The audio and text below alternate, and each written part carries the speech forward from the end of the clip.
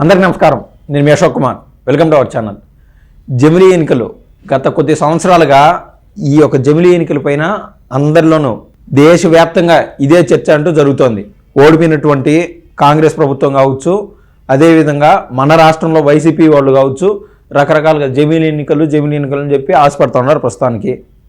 ఎందుకంటే ఇంకొక 4 ఏళ్ళు 5 ఏళ్ళు అధికారానికి దూరంగా ఉండడం అనేది వీళ్ళకి నచ్చుబాటుగా లేదు. సరే, జమిలీ ఎన్నికలు కన్నా వస్తే మళ్ళీ ఎలక్షన్ పోయి పోరుగాడొచ్చు, అది ఇది అనేది రకరకాల తాపత్రయం, ఇవి తాపత్రయాలు వాళ్ళవి. అదే ఇప్పుడు అధికారంలో ఉన్నటువంటి కూటమి ప్రభుత్వం కావచ్చు, అక్కడ బీజేపీ కావచ్చు, వాళ్ళకు అధికారం ఇప్పుడు చేతిలో ఉన్నందున వాళ్ళకు కొన్ని వెసులుబాట్లు అంటూ ఉంటాయి. అంటే కొంచెం ఒక ఫ్రీ ఫంక్షనింగ్ చేసుకోవచ్చు. సో వీళ్ళ అంచనాలు వీళ్ళయ్యి, ఓడిపోయిన వాళ్ళ అంచనాలు వాళ్ళయ్యి. సరే, దీనికి సంబంధించిన కీలక అప్డేట్ అయితే మన ముందు ఉంది. అదేందో ఒకసారి చూద్దాం. జమిలీ ఎన్నికలకు మరో ముందడుగు. 2 బిల్లులకు కేంద్ర కేబినెట్ ఆమోదం. ప్రస్తుతానికి లోక్సభకు, అసెంబ్లీ ఎన్నికలకే పరిమితం. ఒకప్పుడు మనం అనుకునేవాళ్ళం జమిలీ ఎన్నికలు అంటే దేశవ్యాప్తంగా ఎంపీ స్థాయి నుంచి, రాజ్యసభ స్థాయి నుంచి, అదేవిధంగా సర్పంచ్ స్థాయి వరకు కూడా ఎంపీటీసీలు వీళ్ళందరికీ, జెడ్పీటీసీలు వీళ్ళందరికీ కూడా దేశవ్యాప్తంగా అన్ని ఎన్నికలు ఒకేసారి జరుగుతాయని. ఒకేసారి ఎన్నికలు జరగడం వల్ల దశలుగా అంటే ఒక రాష్ట్రంలో ఇప్పుడు మరో రాష్ట్రంలో ఇంకొకసారి ఇలా చేసినప్పుడు ఏమవుతుందంటే ఎలక్షన్ యొక్క పెట్టే ఇన్వెస్ట్మెంట్ ఇవన్నీ పెరిగిపోతుంది. ఫర్ ఎగ్జాంపుల్, ఇప్పుడు ఎమ్మెల్యే ఎలక్షన్స్ జరుగుతున్నాయి. ఎమ్మెల్యే ఎలక్షన్స్తో పాటు ఎంపీ ఎలక్షన్స్ జరిగితే ఒక పార్టీకి సంబంధించిన వాళ్ళు ఒకేసారి ఎంపీకి, ఎమ్మెల్యేకి సంబంధించిన నిధులంటూ ఉపయోగించుకునేదానికి సరిపోతుంది. ఎమ్మెల్యే ఎలక్షన్స్కి అంతే డబ్బులు పెట్టావు, కోట్లు. మళ్ళీ 2 ఏళ్ళ తర్వాత వచ్చి ఎంపీ ఎలక్షన్స్కి కోట్లు ఖర్చు పెడతారు. సో వ్యయం అంటూ పెరుగుతుంది. ఎలక్షన్ కమిషన్కి సంబంధించింది కొంచెం ఎంపీలు ఈ మొత్తంలో మాత్రం ఆడొచ్చు, ఎమ్మెల్యేలు ఈ మొత్తంలో వాడచ్చు అని చెప్పి ఒక నార్మ్స్ అంటూ ఇస్తారు. వీళ్ళు ఎలాగ దాటేసి నార్మ్స్ అవన్నీ ఎలక్షన్ ఏదైతే ఎలక్షన్ కమిషన్ చెప్పిందో దాన్ని బేస్ చేసుకొని అయితే ఎవరు ఏ ఒక్క రాజకీయ నాయకుడు పనిచేయట్లే. కానీ ఈరోజు వాటికి సంబంధం లేకుండా ఎమ్మెల్యే ఎలక్షన్స్, ఎంపీ ఎలక్షన్స్ ఒకేసారి అవడం వల్ల ఈ యొక్క దేశం పైన ఆర్థిక భారం అనేది కొంచెం తగ్గుతుంది. ఆర్థిక భారం తగ్గుతుందన్న బీజేపీ, స్థానికంపై తర్వాత నిర్ణయం.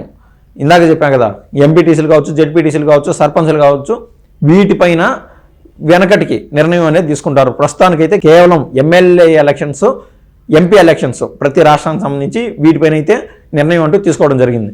ప్రజాస్వామ్య వ్యతిరేకమన్న విపక్షం. 32 పార్టీలు అనుకూలం, 15 పార్టీలు వ్యతిరేకం. 32 పార్టీలు అయితే ఈ జమిలీ ఎలక్షన్స్కి అనుకూలంగా ఉన్నాయంట, 15 పార్టీలు వ్యతిరేకంగా ఉన్నాయంట. దేశంలో జమిలీ ఎన్నికలపై మరో ముందడుగు పడింది. ఈ అంశంపై 2 బిల్లులకు గురువారం కేంద్ర కేబినెట్ ఆమోదం తెలిపింది. కేంద్ర కేబినెట్ మొత్తం ఆమోదం అయితే తెలిపిందంట. ఇందులో ఒకే దేశం ఒకే ఎన్నికకు సంబంధించిన రాజ్యాంగ సవరణ బిల్లు ఉంది. ఈ బిల్లును ప్రస్తుతం జరుగుతున్న శీతాకాల సమావేశంలోనే ప్రవేశపెట్టాలని కేంద్ర ప్రభుత్వం అయితే భావిస్తున్నట్లు సమాచారం. ఇప్పుడు రానున్న శీతాకాల సమావేశంలో ఈ బిల్లుని పార్లమెంట్లోకి తీసుకొచ్చి దీని ఆమోదం చేసుకునే విధంగా కేంద్రంలో ఉన్నటువంటి బీజేపీ ప్రభుత్వం అయితే కీలకంగా నిర్ణయించుకోండి. అందుకు గాను విప్ కూడా జారీ చేసిందంట. ఎక్కడెక్కడ అన్ని రాష్ట్రాలకు సంబంధించిన ఆ యొక్క బీజేపీ పార్టీకి సంబంధించిన ఎంపీలు ఖచ్చితంగా పార్లమెంట్కి అయితే డిఫాల్ట్గా అటెండ్ అవ్వాలా. పార్లమెంట్కి అటెండ్ కాని పక్షంలో వాళ్ళపైన షోకాజ్ నోటీస్ అంటూ ఇష్యూ చేయడం జరుగుతుంది. వాళ్ళని ఆటోమేటిక్గా బీజేపీ పార్టీ నుంచి సస్పెండ్ చేయడం, బీజేపీ పార్టీకి వ్యతిరేకంగా ఉన్నందున షోకాజ్ నోటీస్ రిలీజ్ అవుతుంది కదా. సో ఆ పార్లమెంటు ఎంపీ పదవి కూడా వదులుకోవాల్సి వస్తుంది. సో దీనిపైన చాలా సీరియస్గా ఉన్నటువంటి ఈ యొక్క బీజేపీ 3 రోజుల పాటు షోకాజ్ నోటీస్ అంటూ ఇష్యూ చేయడం జరిగింది ఆ యొక్క బీజేపీ ఎంపీలకు. సో వాళ్ళు డిఫాల్ట్గా అటెండ్ అవ్వాలా, ఆ బిల్లు ఆమోదానికి వాళ్ళంటూ మద్దతు ప్రకటిస్తూ వాళ్ళ సైడ్ అంటూ ఓటు వేయాలి. లేదంటే వాళ్ళు బీజేపీ పార్టీకి దూరం అవ్వాల్సి ఉంటుంది, ఆ ఎంపీ పదవి కూడా వదులుకోవాల్సి ఉంటుంది. అంత సీరియస్గా ఉంది బీజేపీ దీనిపైన. ప్రస్తుతానికి లోక్సభ, రాష్ట్రాల అసెంబ్లీలకు ఏకకాలంలో ఎన్నికలు నిర్వహించే బిల్లును ప్రభుత్వం తీసుకొస్తున్నట్లు సంబంధిత వర్గాలు వెల్లడించాయి. స్థానిక సంస్థల ఎన్నికలపై తర్వాత నిర్ణయం తీసుకునే అవకాశం ఉందని తెలిపాయి.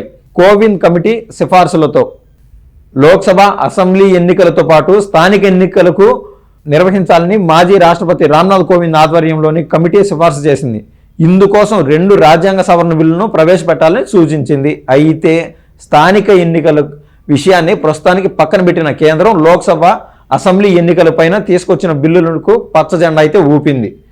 రామ్నాథ్ కోవింద్కి సంబంధించిన ఆధ్వర్యంలో 2 బిల్లులు అయితే వారి యొక్క సిఫార్సులు అయితే ఇచ్చారంట. దేశం మొత్తం ఎన్నికలకు ఒకేసారి, అంటే అదొక ఫైలు. అదేవిధంగా అసెంబ్లీ ఎలక్షన్స్తో పాటు పార్లమెంట్ ఎలక్షన్స్కి సంబంధించింది ఇదొక ఫైలు.